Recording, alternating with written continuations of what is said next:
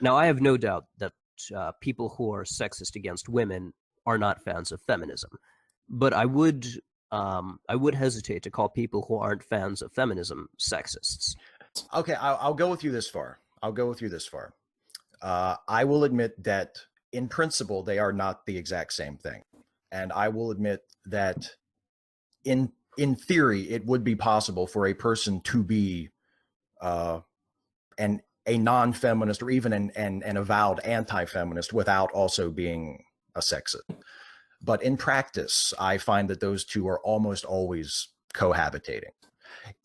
Even in people who insist that they aren't sexists, even in people to whom it seems very important that they not be thought of as sexists, just as there are people who would hate the thought that they were being thought of as racist, but nonetheless exhibit racist attitudes. If you say that you have a problem with feminism, they have a problem with the very notion that women are oppressed.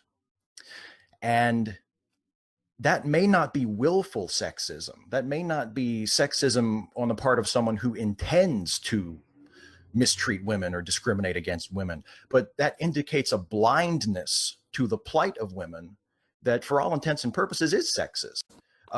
If a man is simply ignorant or apathetic toward the oppression of women, that to me is sexist in a different way.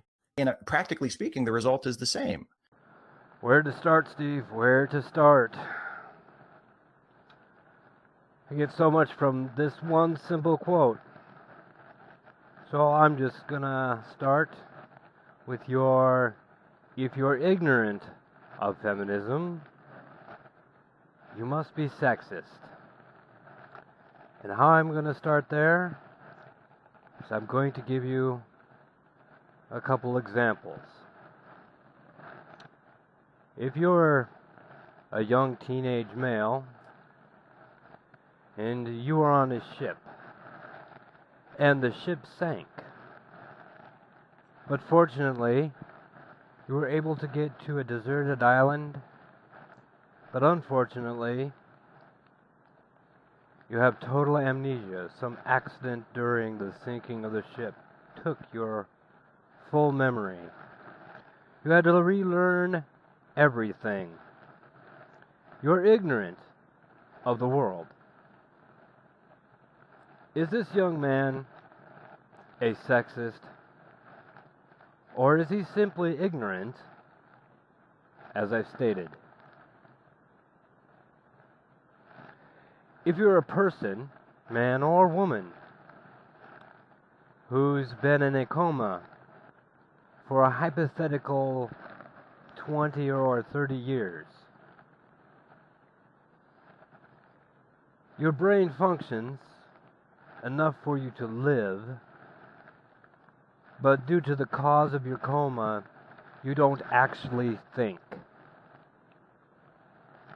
Is this person a sexist because they are ignorant of the current plight of women?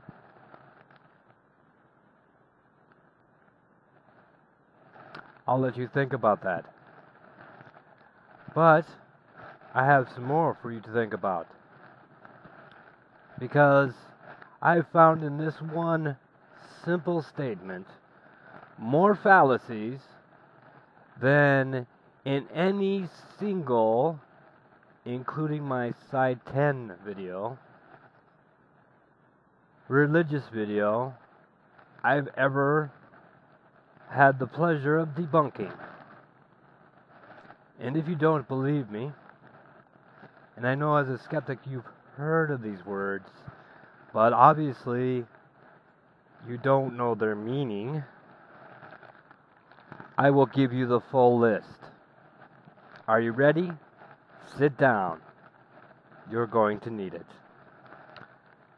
An appeal to probability, a base rate fallacy, a masked man fallacy, an argument from ignorance, definitional retreat, fallacy of composition, a false dichotomy, false equivalence, fallacy of single cause, furtive fallacy, incomplete comparison, moving the goalposts, proof by assertion, psychologist fallacy, regression fallacy. It's a hasty generalization and a thought-terminating cliche. You appeal to motive, you have an argument from silence. It's an association fallacy using judgmental language. And my personal pick, my favorite of the whole bunch, you've begged the question. Now I know that since I've just challenged your confirmation bias, you're prepared to run off and get your coloring book and colors in your safe bunker hidden deep in the hills where no thought can touch you. But before I go and you run off, may I suggest a change? In the future, can you consider changing your title from skeptic to true believer? I find it far more honest if you just come out as who you are.